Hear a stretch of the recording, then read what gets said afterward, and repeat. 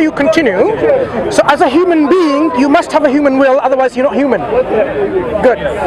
Jesus Christ incarnated into a human body. This human must have a human will. As a divine person, does he have a will as well? So you have a divine will and a human will. So how many will did this body possess? One or two? Okay, let's answer that. In fact, the reason why you are confused... I'm not confused, I'm asking you a question. The reason why you are confused is that... I'm not confused. So allow me to... This God, okay, so this God, okay, God, the God that we know, let's say right now we are speaking, I'm sure he's happy with what I'm saying. He may not happy with you. He may not be happy with you. He may be happy with someone else not happy. God may be talking at the same time to an angel in heaven. He may be talking to a principality. He may be saying something at the same time. Okay? So God, by definition, if we're talking about will, God by definition, based on our understanding of will, he has many wills. Because it would be absurd to say God doesn't know what I'm saying here, doesn't know he's maybe talking to an angel, maybe doing anything at the same time. Okay? So that's why I wanted to clarify what you mean by will. So based on what I see, Jesus Christ has, we say he has two natures, human and divine. So in fact, how many wills did you have? He has. I will not say two exactly. He has more than two. That's what I can say. So basically, all the controversy in the early Christianity, how many wills Jesus possessed, you are one of those heretical sects. Because the Orthodox Christians, as far as I know, correct me if I'm wrong. In fact, the Orthodox Christians believe Jesus has one will. He doesn't have two wills. Tell me what. So I'm asking you, how many will does God have? No. We are talking about will does God have? I'm simplifying for you. There's a divine will. Yes, I'll come back to this point. Can I make my point? The divine has a divine will, right? How many will does God have? One moment. The divine has a divine will. No, answer my question. How many will does God have? God is one. God has one will. Are you sure about that? Absolutely. How do you know? Because there's one God and there has one will. If you have two gods, there will be two different wills for two different gods. So let's say God. Let me clarify. Let's say God. Can I clarify my point? Happy. Let me clarify my point. Happy at the same time. Do you know what I mean by will? Talking at the same time. You mean will means I have my intention. Sometimes I intend to be okay. No, I mean will is what? That you possess something to act upon.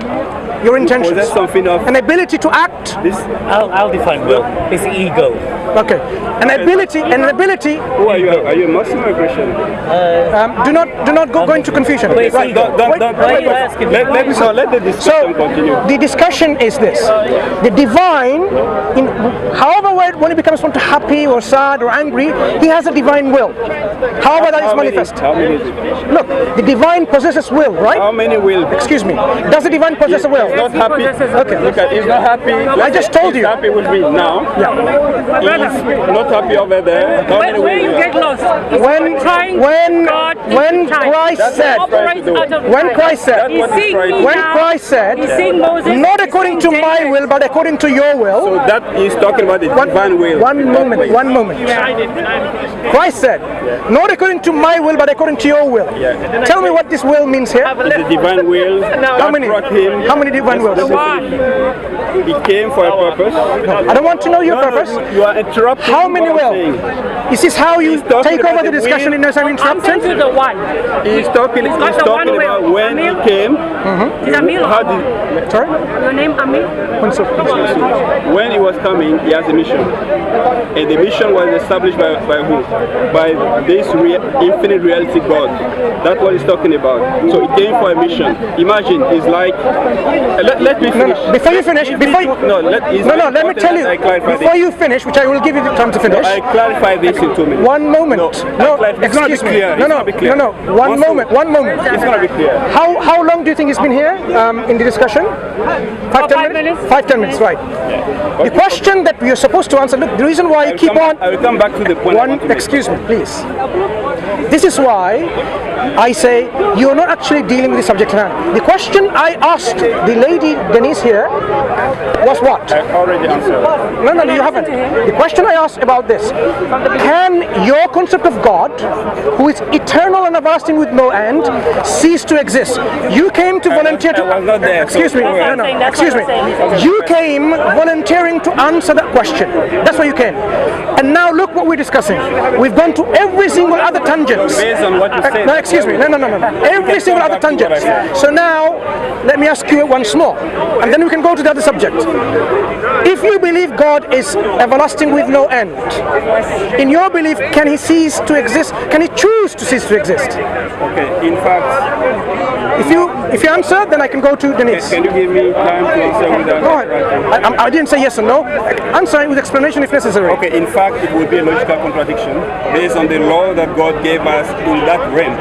When God created that realm, He created according to certain law, according to certain thing that He did. Now, if He had to do that in that realm, it would be a logical contradiction. But nothing is telling us that God doesn't have the power to discard everything already created and do things differently than we know now. So that's why we as Christians, we say God can do anything. It's simply, we are not saying that He can do it in that realm. That realm is already defined. This is how God established it. That's why it would be a logical contradiction for Him to do that in that realm. But God, as God, He could erase this and create a different logic, different way of thinking, and He could be able to do that. You understand? So now summarize your answer and say, in your concept of God, in His reality, can He choose to cease to exist? In the reality that He created now, not the reality He created. In His reality, can He choose to cease to exist? The reality that we're talking about, the reality that not our reality. Now. Not our reality. In God's reality, can He choose to cease to exist? This is something that we do not know. You can choose to put it aside. You know what? Because we can choose. The Bible says Denise, the things revealed to us belong to us, but the secret things you know, you know very well that He can't choose to be nothing. No, you know very well, and it is affirmed in your heart and your mind that you will never accept a God to worship who chooses to cease to exist and there is no God, and yet He's supposed to be everlasting. You will say, this is totally nonsensical. Yes. So instead of going in your semantics of logic, can God choose to did you understand what I said? Can He give up and put aside and come into another form? Let me. This is what I want you to answer. The reason the answer I gave him is very clear. In the reality that God created, this is impossible. You have to why is it impossible? In His way. Because this is the law, the way He created logic. So can God create another reality in which He can cease to exist? It's possible, but we don't know. Okay, good. Stop. So you're saying God can logically create a reality in which He can cease to exist? In the reality that we don't know about. Logic that we don't know. That's exactly what you're saying. So basically, you're saying you affirm God is everlasting with no end. That being, based on the knowledge of we know. Can I finish? That's what I wanted to make sure that can I finish my point? Based on our logic now. Can I finish my point? Go ahead. Right. What do you affirm about God in His reality? Is God perfect? Based on what He revealed to us. Yeah. I was stating a Bible verse. Maybe you didn't So understand. it's possible then. Can I just answer this? Go ahead. The Bible says the hidden thing belong to God, and the thing revealed to us belong to us, so that we believe. So things that are hidden, you are asking questions that are hidden because these belong to God. We are talking about the reality that He created. In that reality, we have our logic, our consciousness. This is why we are having this discussion. But the question you're asking is a different reality question. I cannot answer that based on that statement of the Bible, because this is a thing that was not revealed to us. Sure. You understand? So look, nice semantics played here. But what you need to understand is this: if you affirm from this reality, that means it's possible in another reality God is actually 20 million, right? In your belief. In your belief. 20 million years? 20 million gods. Oh, 20 million gods. In your belief, because you only know a one set of reality which is not actually the real reality, because it's possible there's another reality where God is actually 20 million gods. One moment. Your logical conclusion is this: I can only talk about what God has revealed here. In fact, God could be the God who has a mother. In our reality, excuse God me. is one. You're not listening, are you? He is one. You're not listening, are you? Okay, so you have to be clear. I want you to listen. Don't twist. You're not listening. But the reason why I do sorry. some of the videos, they excuse edit me. the videos. That's why. No, again. You see, if this some is of the video they edit. Look. That's why I'm doing this. Look. I want you to be clear. It's very interesting how instead of discussing this on a logical way, you come up with an excuse saying, "Oh, you edit your videos." No, very. Edit the videos. I can prove it. So SC Dawah, Sam Dawah and others, they edit the videos, right? Good. So we will ask you proof later what they edited. Good. Now let's return to the subject. In your reality here, you believe God is a 3-in-1 God. That's what? 3-in-1. 3-in-1. Yeah. But in the reality of God, which He hasn't told you, it's possible God has a mother who is also another God. One moment. Why are you saying I'm talking about this reality? Don't you understand what I'm saying? I'm not talking about this reality which God has revealed to you. The hidden realities which God hasn't revealed to you, it is possible, according to your arguments, that God has a mother and God worships that mother. Yeah? You want me to answer that? Yes, please. Okay, I say the reality that God revealed to us. Forget this reality. Forget this reality. But I'm not talking about this reality. Did you not hear me? Did you hear the verses I gave you? But did you hear my question? My question is not to do with this reality. On things that we don't excuse me. I didn't ask you about this. I said not about. Excuse me. Listen. I am not talking about this reality. This reality. But that's what I'm talking about. I'm talking about. Remember what you said. Remember the question I asked? In this reality, God cannot cease to exist, according to his arguments. For sure. But in another reality, God can. No, I say, listen carefully. Okay, let's listen one more time. I say we don't know. Is it possible? It's a possibility that we don't know. Good. It's possible. That's what he's saying. We don't know. Excuse me. Listen. You know when you say it's possible, do you know what it means? I said. What does it mean? It's possible. It's possible that he can cease to exist. Let's say before we existed. Let me ask you again. We do not let me ask you again. No idea what's going to happen. Let me ask you again. No idea. And excuse me. Listen. To discussion to be fruitful, I want to ask you this. In the other hidden realities, in your arguments, is it possible that he can cease to exist? I tell you no. I know that. I agree with you. I agree with you. My sister, he came to tell you a total different belief system. My sister. So, one moment. I agree. I answer your question. I don't know why so now, can you answer Denise? Is it possible in other hidden realities that he can cease to exist if he chooses to? You're asking me a question? You're asking me? To answer Denise. Because I said, I believe a God who never was created. My sister. Yes. My sister. Yes, go ahead. Tell me God created us in that reality with our logic, with our intelligence, and with everything that exists. And this is what we know. And He revealed Himself to us based on the way He is. Okay? So, if God decides one day to erase everything He did and do something totally different, we have no idea of. That's why the Bible says the hidden things belong to God. We don't speculate on that. Mansur wants me to speculate on this kind of hidden reality. So, Mansur, I gave you the Bible verse. I will. Can you answer the question? I answered the question. I will not speculate. So, is it possible? I already answered that. So you were saying, okay, let me tell you what I've heard. I already answered. Excuse me, listen. Let me tell you what I've heard. Your answer is, I'm not going to speculate because I don't know. Isn't that what it said? Yeah. Good. So when I asked you about question about, can God cease to exist in your belief if He chooses to? He says what? Before, yes, possible. When you say possible, it means, excuse me. I said in a reality that God created is impossible. Excuse me. In other realities, you would say it's possible. That's what you said earlier on. Is it another reality That we don't know about. we don't know? Yes, that's what he said. That's what he said. That's what he said. We have no idea. Yes, and that's why you disagreed with him and I disagreed with him. Because ceasing to exist means what? A being that ceases to exist is not an eternal, everlasting being. See, this is where I have to tell my brother here. In all honesty, like I said, I'm not here to argue. I said it right in the beginning. Where you're right, I will tell you. Where I know, I know. I don't know everything.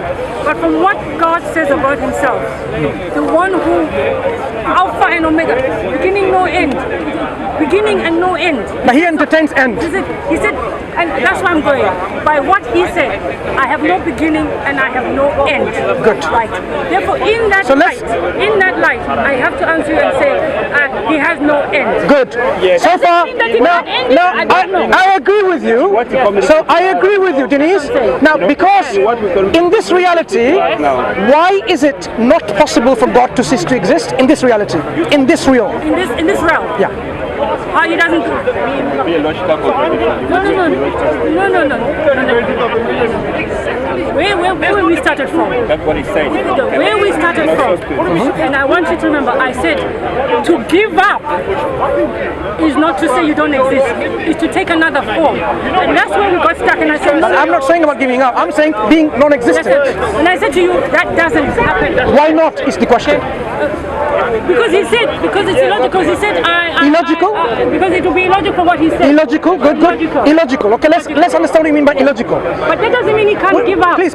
No about giving up. Let's understand your reasonings now of not accepting God ceasing to exist. It's because God is everlasting with no end. It's illogical to say he can have an end, right? Because he said so. Good. If you are all knowledgeable, meaning you know everything all the time, all the future, it's illogical not to know. No, it isn't. Because if I give up my right to know, and I have a right, and I say I don't want to be equal with you, I want to come down here, I give it up, that's not illogical. So basically, because I still exist, but I exist in human form. I haven't gone away. Your answer is very good. I'll ask you a question. Do you know God has some essential attributes? Hang on. Name me some of the essential and non-essential attributes of God. You always ask me questions, you never answer. When you're right, I say to you, you're right. Look. So I say, answer me. Can you agree that he can give up his deity, whatever it is he gave up in Philippians read, and come as a human being? So he's still in existence.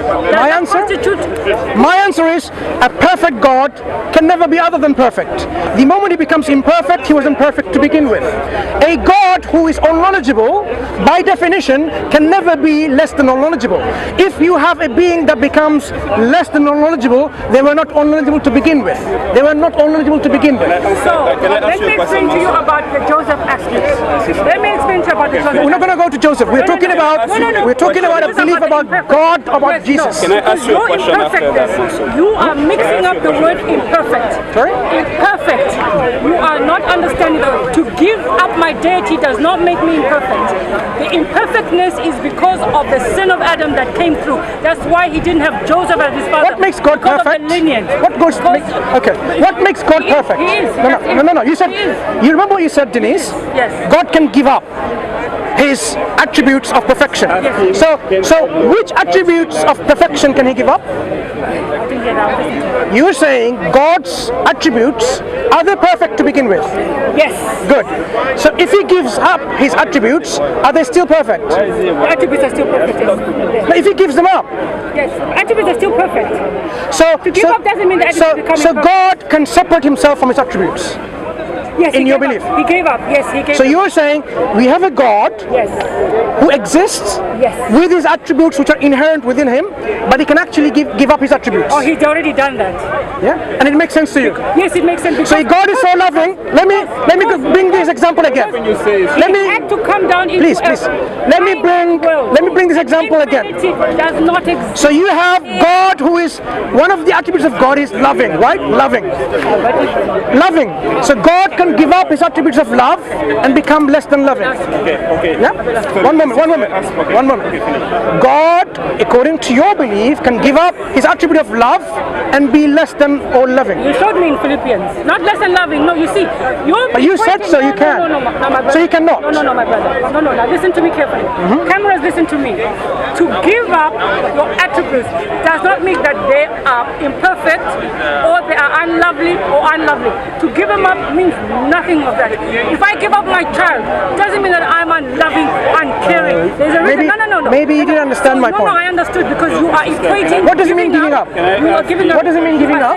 I am not going to bring this with me. What does it mean giving up? It means I'm leaving them there, and I'm not bringing them to earth with me. So for example, they're still lovely. Wait. They're still perfect. They're still good. No, Denise, let me finish also now. Come on. I want to understand giving up. No. So that's what I'm saying. Understand it from me, and then I'll hear from you. To give up doesn't mean they become rotten, bad, ugly, anything. No, I have given them up there because it is unjust and unfair, and I cannot be equitable to you if I come in as a God.